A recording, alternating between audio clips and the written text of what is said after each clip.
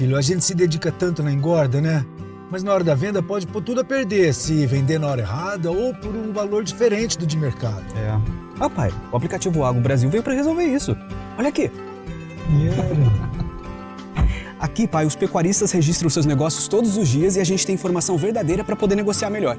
Legal. Informação de pecuarista para pecuarista. Isso, e assim todos se ajudam. Muito bom. Baixe agora o app Agro Brasil.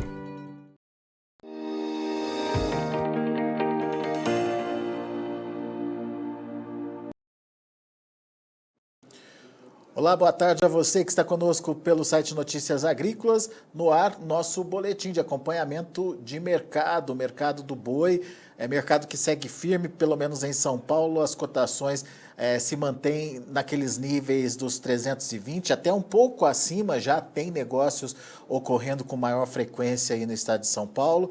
A gente vê também que é um preço que veio meio para dar um equilíbrio aí no mercado, porque apesar dos frigoríficos estarem mantendo esses preços, essas cotações, as escalas também acabam fluindo aí, não com grande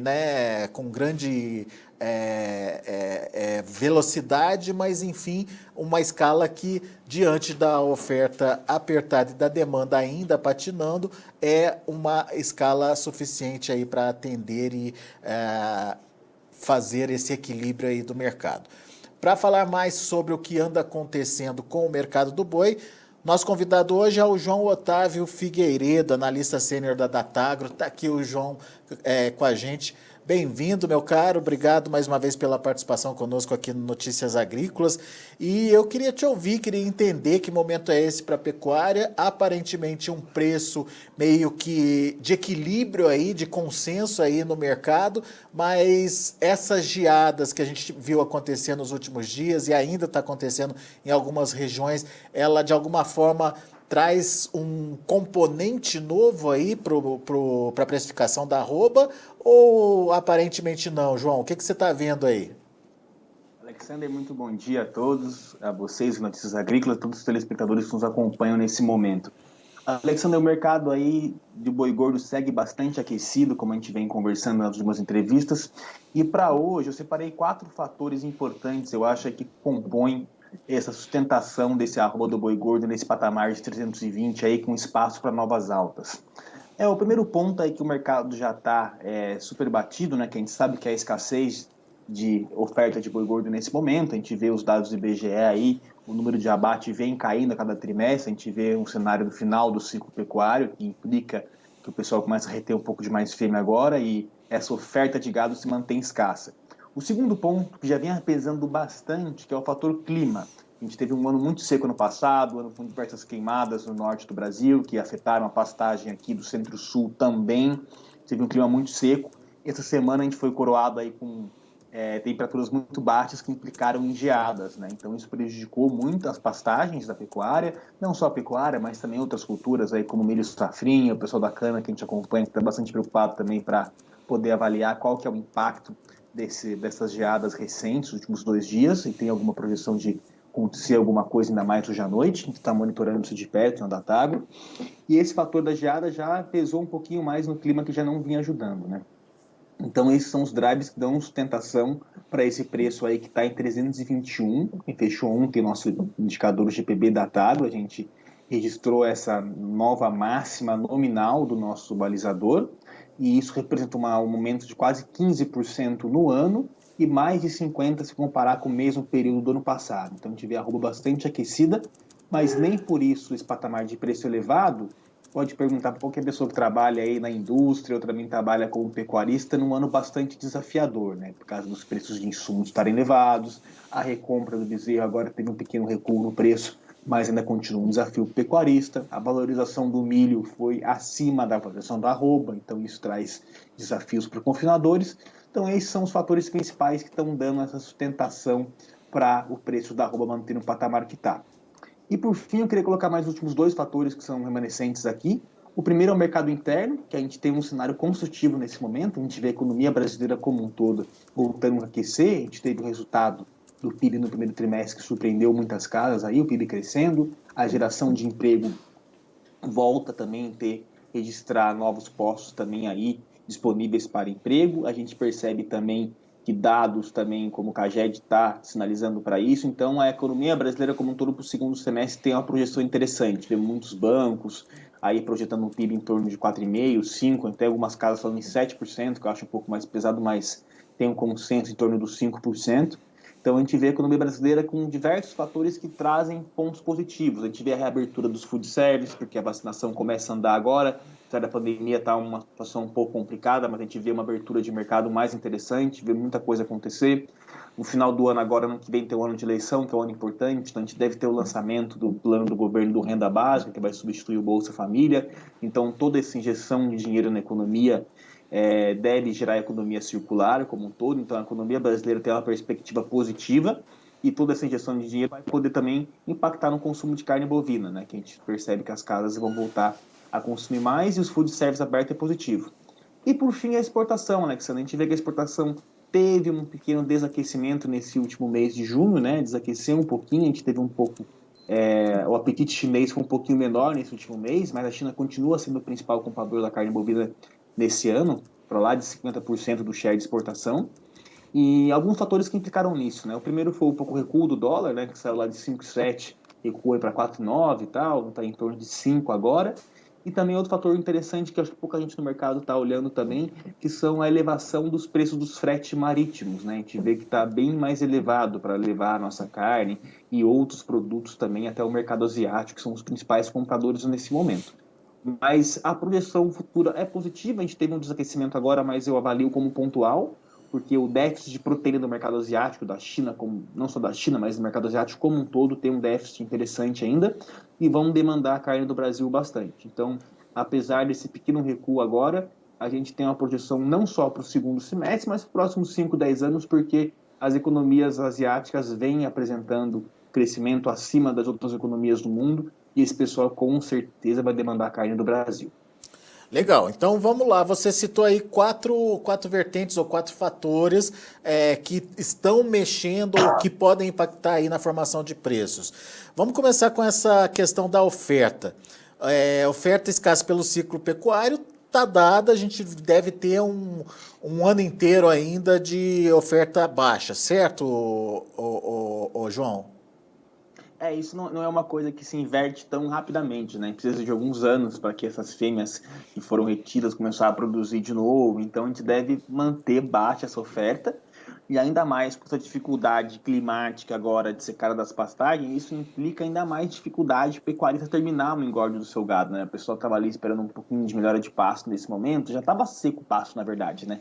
Então, essa geada só coroou de maneira negativa essa dificuldade que a gente está tendo nos pastos nesse momento. Então, esses 2 fatores devem permanecer e devem sustentar esse preço da arroba até o final do ano. Pelo menos a gente vê aí a curva futura nos contratos da B3 sinalizando para isso, né? E para o primeiro semestre também de 2022, isso vai se configurando. O ciclo pecuário como sustentação desses preços, mas especificamente essa questão da geada, ela pode acelerar o movimento de alta, na sua opinião, ou os pastos eles já estariam vazios o suficiente a ponto de não gerar tanta oferta nova assim, João? Eu acho que essa questão de time, né, Alexandre, é sempre muito delicada, né? Falar, essa alta vai ser nos próximos 2 dias, nos 3 ou nos 4, isso é muito difícil, mas uma coisa que é certa é a escassez de oferta, e isso acabou sendo um pouco mais pressionado nesse momento com a geada. Então, isso pode antecipar, sim, não uma convicção, mas pode trazer um movimento de antecipação dos frigoríficos terem que talvez ofertar um pouco mais pela arroba nesse momento. Mas o fato é que muito frigorífico está operando com capacidade ociosa, né, bastante abaixo da capacidade de operação, porque realmente não tem o produto nesse momento. O pecuarista não tem gente que fala, o cara está segurando lá o boi no pasto. Pode ter algum caso ou outro isolado, sim, mas não é a realidade como um todo, né? Que a gente vai perdurar, sim, pelo menos até o final desse ano, para começo do ano que pelo menos nos próximos 2 anos, a gente deve ter até conseguir ajustar de novo esse rebanho brasileiro. E confinamento ainda não é suficiente em termos de oferta, né? O confinamento teve um pequeno recuo esse ano, né? Estamos tentando mensurar qual foi o tamanho do recuo do confinamento, porque a gente viu que a saca lá de milho saiu de 43 para para lá de 100. Teve um pequeno recuo aí no começo do ano, né? Agora no começo do ano não, perdão, nesses últimos dias teve um pequeno recuo, mas agora volta a ter alta de novo com essa geada que deve afetar o milho safrinha. Então o mercado americano, a gente está olhando também o mercado norte-americano, como é que vai estar a condição climática deles. Teve a notícia que o presidente Biden deu waivers para as refinarias, né? Talvez não cumprirem a meta de mandato de mistura de etanol na gasolina, que impacta no mercado de milho americano, porque o etanol nos Estados Unidos é feito a partir do milho, basicamente, né?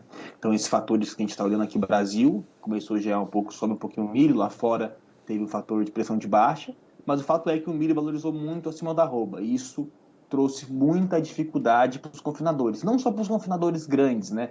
Mas o pessoal também de semi-confinamento, o pessoal está começando a confinar agora, tentando entender como é que faz essa nova maneira de se criar o gado da maneira, né, de terminação do gado. Então isso traz muito, assim, não trouxe um incentivo tão grande nesse momento. Mas é uma condição especial de mercado, a gente sabe que essas não tem nenhuma alta que não tenha fim, nenhuma baixa também que não tenha fim. Isso deve se ajustar, mas o confinamento encara dificuldades esse ano também.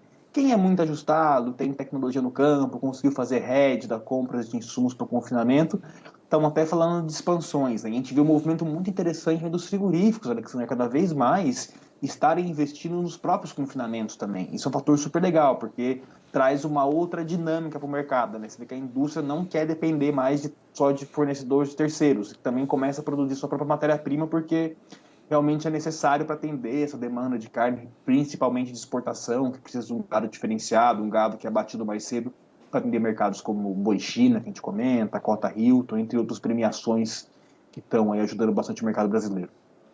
Muito bem. Agora, focando um pouquinho na questão das exportações que você bem colocou. Você citou dois fatores, recuo do dólar e frete marítimo aí em alta como limitadores, pelo menos nessa redução das exportações agora em junho.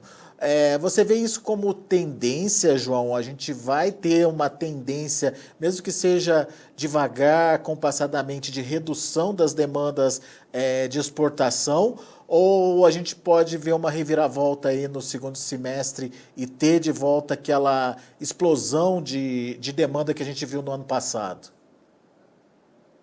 Assim, acho que não é uma coisa pontual, tá? Eu acredito que a carne brasileira de exportação, ela veio ao mercado para ficar, não foi só um ano especial do ano passado. Cada vez mais o mercado internacional como um todo deve demandar a proteína brasileira, porque a gente tem uma carne de muita qualidade aqui, que atende todos os requisitos sanitários. A produção da carne brasileira está sendo cada vez mais reconhecida lá fora, isso é o mérito do produtor brasileiro, do pecuarista, e mérito da indústria brasileira também, que está fazendo um trabalho muito interessante de abrir mercado lá fora. Cada vez mais os frigoríficos estão se qualificando para poder exportar essa carne. A gente vê que o número de frigoríficos credenciados a exportar ele cresce anualmente de maneira interessante.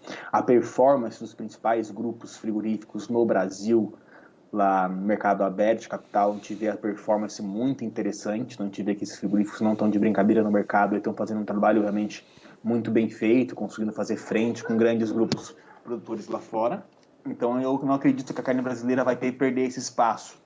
Ela veio para ficar mesmo porque essas economias asiáticas cada vez crescem mais. A gente vê um processo de urbanização muito forte em países, não só como China, mas Filipinas, Indonésia. Realmente a China é um transatlântico, ela é muito forte, né, nesse apetite de compra. Então a gente vê que isso deve continuar crescendo porque a demanda por carne, por proteína como um todo nesses países vai continuar crescendo. A China está encarando ainda a gripe suína, né? Estamos tentando controlar um pouco o tamanho do seu rebanho. Isso é um momento que demora. Muitas casas falam que até 2025 para estabilizar isso, né? Para conseguir ajustar a oferta de proteína deles para o mercado. E a carne bovina em muitos mercados asiáticos tem sido uma novidade, né? A gente escuta muito isso. Muitos chineses estão comendo carne bovina pela primeira vez nos últimos anos, né? E tem sido realmente um produto de muito sucesso, né, no mercado chinês. E esses mercados que o Brasil vem abrindo lá fora, como a Tailândia, foi uma abertura super legal que a Teresa Cristina fez, um trabalho muito legal. Foram 6 plantas que foram abertas para exportar. Então a gente vê assim o curto prazo aqui que teve um apertinho, porque o frete subiu bastante. o dólar teve um pequeno recuo, mas a projeção para a nossa carne de exportação é muito positiva.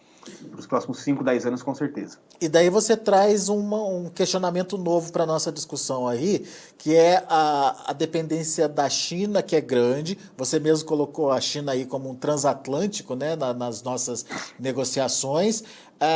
No entanto, o mercado asiático como um todo começa a mostrar a sua cara mesmo, ou mostrar um interesse pelo produto brasileiro. Mesmo que a China, aos poucos, ela deixe aí ou diminua aí o seu apetite pela carne bovina brasileira, a gente vai ter outros mercados então, João, na sua opinião?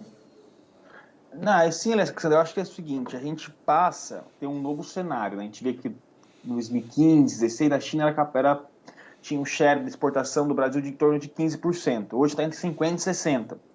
Então, o mercado de carne brasileira começa a ficar um pouco mais sensível ao fator China, algo que acontece muito na soja, né? A gente já tem esse cenário muito mais A tal da dependência, né? Então, mas assim, no mundo aí é uma coisa legal, a gente estava conversando com os analistas aqui, né? Quem que hoje no mundo não tem uma certa dependência da China em algum dos fatores quando se fala assim commodities agrícolas, né? A China ela representa 1/5 da população mundial, o mercado consumidor vai estar lá mesmo. Então a gente vê que é um fator que vai ser uma nova realidade, uma nova dinâmica, assim, a gente fica um pouco mais sensível ao fator China. Aconteceu algum insucesso, alguma política pública sanitária ou de saúde no mercado chinês, a gente fica um pouco mais sensível. Mas isso também pode ser avaliado como tem um lado positivo e um lado negativo, né? A gente vê que tem um potencial comprador muito forte, em crescimento, e que isso deve perdurar para os próximos anos, porque o mercado chinês, a demanda por proteína só cresce, eles ainda têm muito espaço para crescer lá dentro, é a economia que mais cresce no mundo como um todo hoje, então é a nova realidade do mercado de exportação brasileiro. A gente está mais sensível à China, mas isso não necessariamente é ruim. Muito bem. Agora, João, mercado interno, você citou aí a questão do segundo semestre com a novidade da recuperação econômica. Qual que é o potencial disso para incremento de cotação, João? Essa é uma grande pergunta, né? Que a gente vê assim, o que vai ser esse segundo semestre do Brasil como um todo, né? A gente está muito pessoal se questionando agora, mas uma coisa que a gente pode colocar como certa aqui é o otimismo, né? Em relação à vacinação, que começa a caminhar de maneira mais interessante, ganhando ritmo. A gente vê que muitos mercados estão voltando a abrir nesse momento. A gente vê que, como eu comentei no começo da entrevista, o PIB do primeiro trimestre, mesmo com toda essa pandemia, surpreendeu de maneira positiva. Então a gente vê a economia como um todo com um cenário mais construtivo. E com certeza o consumo de carne entra essa esteira. Perdão. A gente vê que muitos food services foram muito penalizados, setor de serviços, grandes aí, empresas de churrascaria como um todo, no interior de São Paulo, no Brasil como um todo, a gente vê que sofreram bastante, né? Muitas delas até nem conseguiram sobreviver a essa pandemia, mas isso agora volta a ter uma construtividade maior. A gente vê o final do ano, um ano que vem ter um ano de eleição, que é um fator que começa a entrar no horizonte, a eleição brasileira, que a gente vê o que vai acontecer. A gente tem um lançamento provável agora no segundo semestre do novo programa do governo, que é o Renda Brasil, que deve substituir o Bolsa Família, então deve ter mais um pouco de injeção de capital na economia, que deve gerar a economia circular, que vai movimentar a economia como um todo, e a carne entra nessa esteira, né, de consumo também. Então a gente vê um cenário bastante construtivo, porque ano passado a gente conversava aqui, né, a gente falava assim, olha, Alex, a gente encerrava a entrevista sempre com o tom de incerteza, porque a gente não sabia o que era o próximo passo. Mas agora, com a previsão da gente conseguir vacinar boa parte da população até agosto, outubro, então a gente começa a ter um cenário, um horizonte, ver um pouco de luz, né? O sol começa a raiar um pouco no fundo de um último ano que foi muito complicado para o mundo como um todo. Mas ainda é preciso, então, pelo que eu entendi da sua resposta, entender a dinâmica dessa recuperação, certo? O potencial, a força que ela vai ter para justificar aí novos patamares de preços da arroba. Por enquanto é uma expectativa de que vai melhorar, mas a gente precisa ver que potência que ela vem aí, certo? O tamanho dela é sempre complicado medir, mas assim, o cenário é todo de fundamentalista construtivo. A gente tem todo o cenário construtivo para isso. Agora, o tamanho que isso vai ser, aí é mais delicado falar, né? É a mesma coisa que a gente está discutindo aqui o PIB brasileiro. Tem muita casa falando que vai crescer 7, tem cada fundo que vai crescer 3, né? Mas uma coisa que a gente tem de fato, a gente tem um cenário de crescimento. Então a gente precisa ver, nem ser otimista demais, nem ser pessimista demais, mas eu acho que é o momento assim que a gente passa a ter mais esperança como um todo, né? Com o pé no chão sempre, mas é um cenário construtivo, assim. Agora dizer se essa arroba vai chegar em patamares, qual o patamar, qual que é o tamanho do espaço para ganho dessa arroba, voltar a ver aqueles patamares inéditos, né, de preços da arroba, que a gente viu acontecer no final do ano passado, né? A gente saiu de um nível, foi parar num nível muito superior aí, justificando um novo patamar de preços e um novo patamar que se consolidou, né, João? O problema é que agora o patamar já está alto, né? O quanto ele vai conseguir subir é que é a grande questão, né? Não, mas é legal, até eu estava com a planilha aberta do balizador aqui, conversando com o Vitório Amoroso e com o Beto Zilo mais cedo, que é a nossa equipe de pecuária aqui, né? A gente sempre vai dar uma entrevista, a gente dá uma revisada nos dados e conversa, né? A gente vê aqui a arroba do boi gordo, no dia 1º/7/2020, Alexandre, estava em 221. Ontem a gente fechou, 1º/7/21, 321. Então é um ganho de R$100 num ano, né? É um ganho, já é bem específico. E esse ano também, começando em 273, estamos em 321, já foi um ganho de 15%. Então, em termos de preço, a arroba está muito sustentável. O que está pesando um pouco para o pecuarista, para a indústria nesse momento, são fatores externos a isso, né? São custo de produção, preço de recompra, compra do insumo, como é que está o pitch da compra lá fora, o que está acontecendo com o dólar, com o frete marítimo, mas você se olhar única e friamente o preço da arroba como um todo, ele teve uma valorização muito interessante porque ficou represado quase 7 anos, né, no preço praticamente flat. Então esse ano foi um ano de ramp-up muito importante e que agora todo mundo fica perguntando, né, até qual que é o tamanho dessa subida, até onde que ela pode chegar. Mas é um cenário, parar para pensar, analisar ele friamente, é um cenário muito legal. O Claro está vendo muito interessante nesse momento. É isso aí. Ô, João, antes da gente encerrar, eu queria que você contasse um pouquinho sobre o primeiro Fórum Pecuária Brasil, né, promovido aí pela Datagro, quando que vai acontecer, quem vai participar, enfim, como é que vai ser isso? Muito legal, Alexandre. Agradeço o espaço para que vocês fornecem para a gente divulgar um pouco o nosso evento nesse momento. Vamos realizar o primeiro Fórum Pecuária Brasil nos dias 14 e 15 de julho. É um evento 100% online. Vocês podem acessar as plataformas da Datagro e do GPB. É um evento realizado em parceria entre o Grupo Datagro e o Grupo Pecuária Brasil. Vamos usar esse evento para fazer o lançamento oficial do nosso aplicativo Balizador GPB Datagro, que muitos do mercado conhecem, aí que a gente faz nosso levantamento de preço para a arroba do boi gordo. O aplicativo está pronto, vocês podem fazer o download nas plataformas iOS e também Android, tá? Fiquem à vontade, a gente está aí fazendo os ajustes finais para estar no dia 14 e 15 de julho, tudo tinindo para o evento. Temos confirmações da ministra Tereza Cristina, que vai estar participando da abertura, diversos representantes da indústria também estarão presentes, diversos pecuaristas, o mercado financeiro, enfim, os stakeholders da cadeia pecuária como um todo. Tá uma programação assim super calibrada, estamos muito contente que muitos amigos estão nos prestigiando nesse momento, e vocês podem ter mais informação acessando o site forumpecuariabrasil.com.br e comentar um pouquinho mais lá, e conto que todos vocês possam se inscrever e participar do evento, que vai ser um evento gratuito, online, e vamos trazer debates construtivos para a pecuária, que está vivendo esse momento muito legal. Portanto, 14 e 15 de julho, primeiro Fórum Pecuária Brasil, promovido pela Datagro aí. Vale a pena acompanhar, vale a pena entender toda a discussão que vai ser proposta ao longo desses 2 dias. Obrigado, João Otávio. Volte sempre, meu amigo. Muito obrigado, Alexandre. Sempre um prazer falar com vocês. Estamos à disposição aqui. Um abraço a todos. Grande abraço. Bom final de semana. Valeu. Tchau. Tá aí João Otávio Figueiredo, da Datagro, aqui com a gente, analisando o mercado do boi, trazendo um pouquinho da contextualização do atual preço da arroba e as possibilidades de variação aí desses preços para baixo ou para cima. Aparentemente, pelo menos o cenário que a gente consegue ler até o momento é de que o preço está bem sustentado.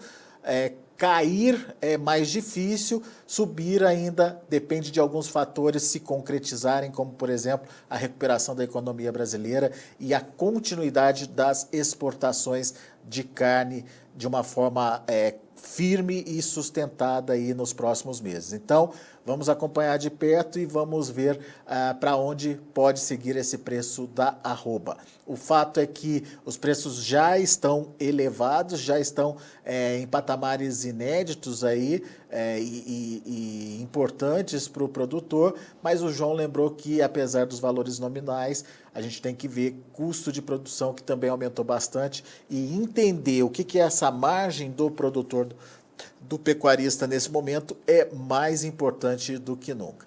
A gente agradece a sua participação, a sua audiência. Antes de encerrar, deixa eu passar para vocês os números de fechamento das negociações lá na B3, Mercado Futuro. Aliás, não é fechamento não, o mercado está em andamento ainda. A gente tem só as duas cotações de julho e agosto, o mercado está funcionando para esses dois mercados apenas por enquanto.